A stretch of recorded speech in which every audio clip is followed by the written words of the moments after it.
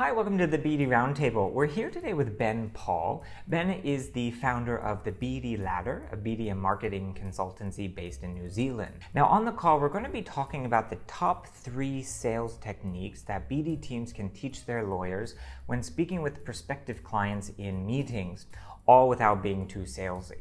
Now, if you want to join us at the BD Roundtable and participate in the Q&A session of these interviews, head on over to bdroundtable.com to sign up to become a member. And when you do, you get access to our private Slack group community, which is full of legal marketers like yourself, and it's great for bouncing ideas off one another and building your network. Now, without further ado, here is Ben Paul talking about the top 3 techniques for asking better client questions.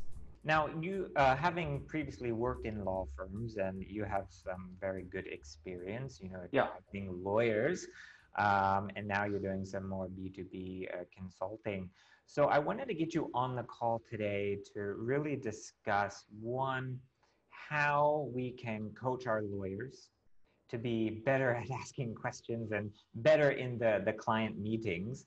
And one thing I found very odd is, one, lawyers don't get any sort of BD training when they go to law school. So when they're actually, working in a law firm and they're placed in these meetings, they could use some help, right? So can you talk a little bit about that lack of training and how you can really help lawyers get into this sort of sales mindset, as it were?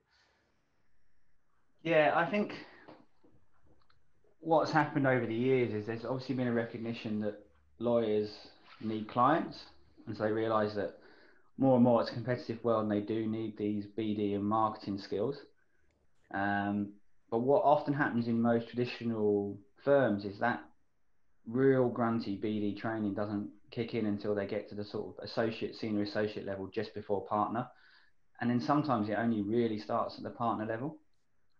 There's a lot of focus on billable hours, doing the work, become a technical expert and knowing your trade, and that's all well and good.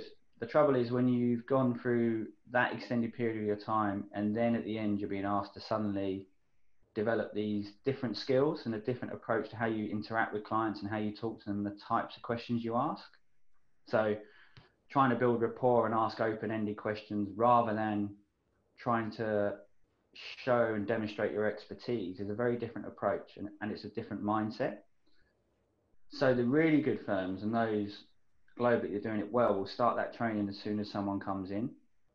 What a lot of firms do is say, okay, well, our junior lawyers are going to go to some networking events. Let's get the BD team or the marketing team to run them a basic networking training course. And while that's useful, I don't actually think that cuts it anymore. I think there's a lot more to BD. There's a lot more that required than just holding a conversation at a networking event to get a card to then try and get a meeting for the partner. I think there's a lot more that can be done early on. So it makes that transition later in career a lot easier. Right. Now, before we get into what we should do you have some things about what we shouldn't do? Like when you're in a meeting with a client, you mentioned asking open-ended questions. What are some of the key things that you've seen lawyers do wrong on a routine basis? Being over keen to actually sell is one of the biggest things that you will see lawyers do. When you come from a position of wanting to demonstrate and show that you're credible and you're expert and you meet someone for the first time, it's very tempting to start talking about your organization. Bring in lots of stats which ultimately may sound impressive to you, but have no relevance or benefit to the person you're talking to. So the classics are usually, we have X number of people, we're in 25 countries, we've got 14 offices in your location or whatever it might be, 7 partners. The minute you start talking that, and I started to bore myself from that conversation, the other person's eyes glaze over. They're just stats that have no real meaning. And it's too early as well to get into the sales pitch. You have to take time to actually understand what's going on with that person, your potential client, what's important to them, and be a little bit more prepared to have an open conversation. So that a lot of lawyers don't want to talk about things other than the law. So when you're meeting a client, they have business issues. So one of the classic mistakes is to narrow that conversation straight down into what their legal issues might be and what their legal challenges are, when actually they have business challenges and business opportunities. They're sort of the classic mistakes, being too quick to pitch and also narrowing the conversation down, and also in a way controlling the other person, controlling the agenda, saying you're comfortable, not what the client's comfortable talking about. Right, right. Yes. Who really cares if you have 18 offices and you have, all that sort of stuff? And they should probably already know that ahead of time because they've probably looked at your website. So, all right, let's get into it. So you're in the meeting. You've just sat down. What are the three techniques that we can relay to our lawyers? I think the first thing is to ask a really simple question around what the other person wants to get out of that time with you. So throw the agenda over to the client you're meeting. Now so that get them talking, right? Yeah, get them talking, but it can seem quite scary because straight away you've lost control. You don't know what that will be. So if you're, and most lawyers, let's face it, are in that personality of wanting to have control and be the lead, you're actually letting the client lead. You're saying, this is your 30 minutes where we're going to have a conversation and unpack some stuff and try and help you. What do you want to cover today? What are you hoping to get out of this session? What information do you need to relate to me? That straight away changes the dynamic of the whole meeting. It lessens the pressure because suddenly it's not a sales pitch. It's a getting to know you and building rapport and understanding session. Well, as you were saying, that kind of reminds me of like when you go to the doctor, right? When you go to the doctor that you've never met, they don't start talking about themselves the whole time. They ask you, so what's wrong? How can I help you? You walk into that situation with the understanding that they're the expert, they know what they're talking about, and it's really up for the patient to describe what the issues are. So when you're in a client meeting, get them talking first, ask them what are the issues, seems pretty common sense, right? Yeah, absolutely. I mean, go with that mindset of being curious. So don't go with a sales mindset. Don't go with a set objective to try and pitch for work or try and send a proposal, but go with that mindset of how much can I find out about this person and what's important to them? What are the things that are most important? What do they need help with? And quite often that help won't be stuff that relates to what the lawyer does. And that's great because there's ways you can help them with your network or sending them information, or someone else in your firm might have a contact that can help them. And it's really going back to, as David Maister would say, trying to be that trusted advisor, being that source of information, that one person that if the client has an issue or wants to talk through where they would get help, you're that person they call. And that's where we want to get our lawyers to be with their clients, that trusted advisor. Well, do you have any advice on how we can broach that topic first? Like what should a lawyer say when they first sit down? You can't just say, so tell me about your problems. Like how do you ease into that? What can you say? So a normal conversation, when people have done the pleasantries of how's business and how's things going, so how are things going is a great conversation, and people will give you an answer, and you can kind of judge their personality by that answer. If they go straight into things are going, oh, things are terrible, we're struggling, things are hard now. So you might then go with so what are the challenges? What are the three things that you're struggling with right now? Can you tell me a little bit more about those and what do you think's holding you back? But if they're like everything's super, you might go a different way and say, well, it's good to hear business is going great. How can we help you go even better? What's the next opportunities that you're looking to drive that business forward? Right. But straight away you're getting into a conversation now that's relevant to them and changing the dynamic, rather than them asking you, so how can you help me? Because you can't answer that question until you know what's going on in their business and really understand them, and you can't get that from a website. All right. So tip one, get them talking about the problems, skip all of the introductory, capability statements and all that. Yeah. And be curious, right? Yeah. Yeah. Like it always amazes me, if you go and see a new startup or a new business or a cool tech business and they've got all these things, wouldn't you want to know about what they're doing? Yeah. I would. And also, I find that a lot of these startups, they have unique business models that aren't the traditional models, or, you know, so there's a lot for the lawyer to go in to learn about. Okay, what's next? So get them talking. What's another way we can help? I think listen. Okay. And it sounds really simple, but how do you demonstrate you're listening? You know, sometimes people want to talk and share and air what's going on in their mind and what their thoughts and problems are. They don't necessarily want you to solve them. You might feel a little bit like you're a counsellor, but actually hanging back and just listening and showing that does sound like that's a problem for you. It does sound that's difficult to face. What do you see you're doing next? These types of questions are good. Help that person along with their thinking. Stay engaged. Because there's a danger sometimes people ask a lot of series of open questions to the point that someone says, oh, well, what I'm struggling with, for example, if an IP lawyer is there, is I'm worried about brand protection in this region. Great, now I'm going to talk because you've actually given me the opening to talk about my stuff. And it doesn't feel like you're being listened to. The person's just waiting for an opportunity to fix a problem they can fix and they can take your money. And if you're on the client side, that's not how you want to be listened to. So it's a much slower approach where you always lessen your own self-interest and just listen and move forward through that process.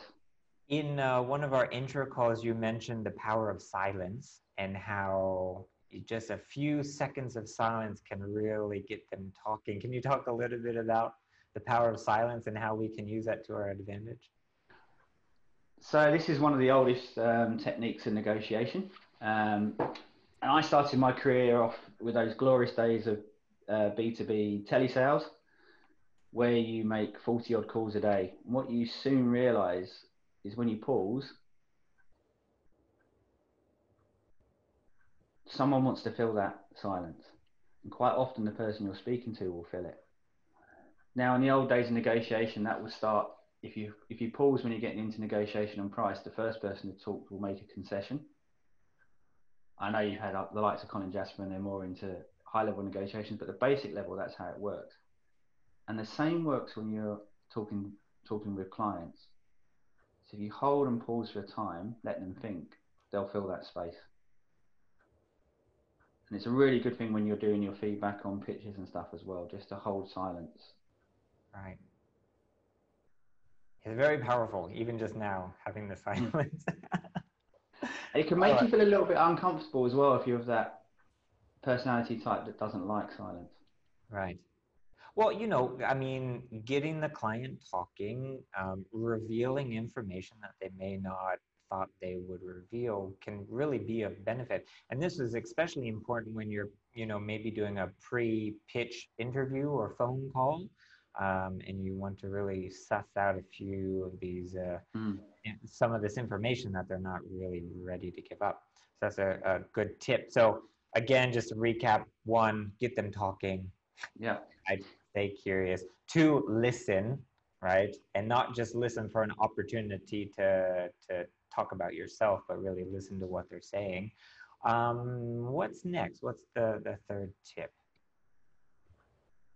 You need actions. If you haven't managed to get actions in the meeting, you haven't had a successful meeting.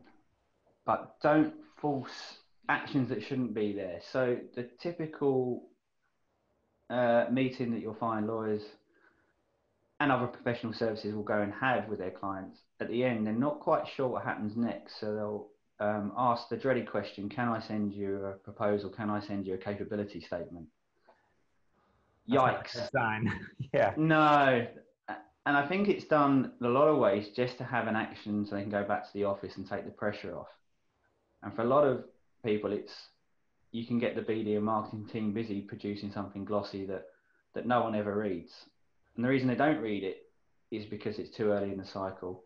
And we're not really sure what we want to say other than the generic about, we can help you with this. And they always read quite generic.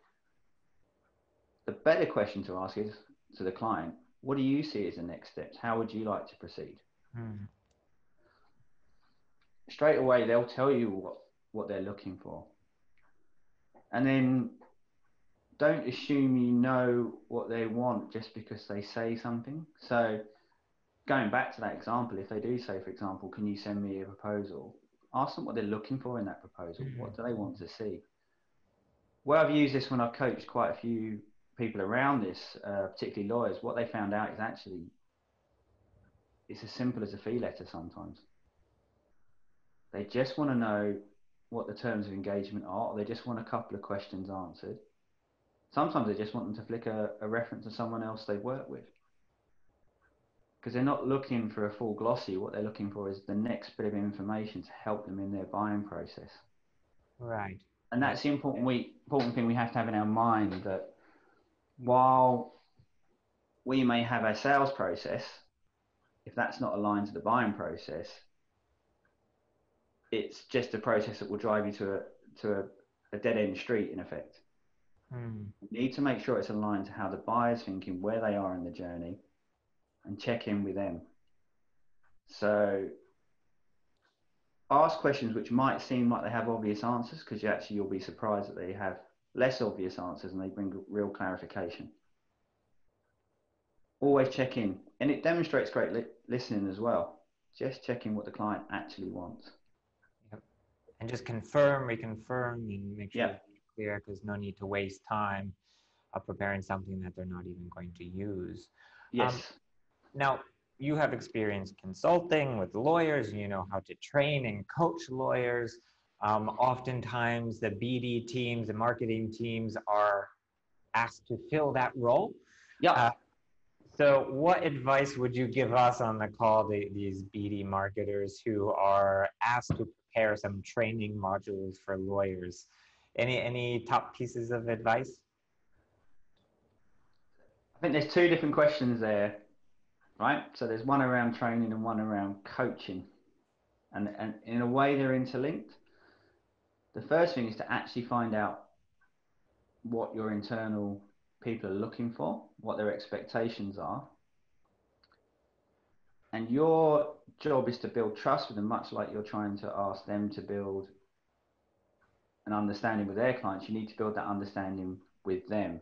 You need to demonstrate listening and understanding what's important to them, and define your coaching and training around that.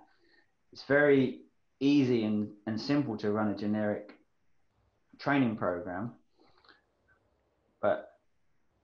and these days I'm doing less and less of the training side of it. When I do go in and train, I will find out exactly what people are wanting and what they're trying to achieve from that training.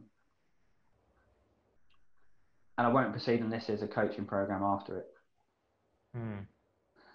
Because otherwise you get that nice sort of 1 or 2 hour entertainment session and no follow through.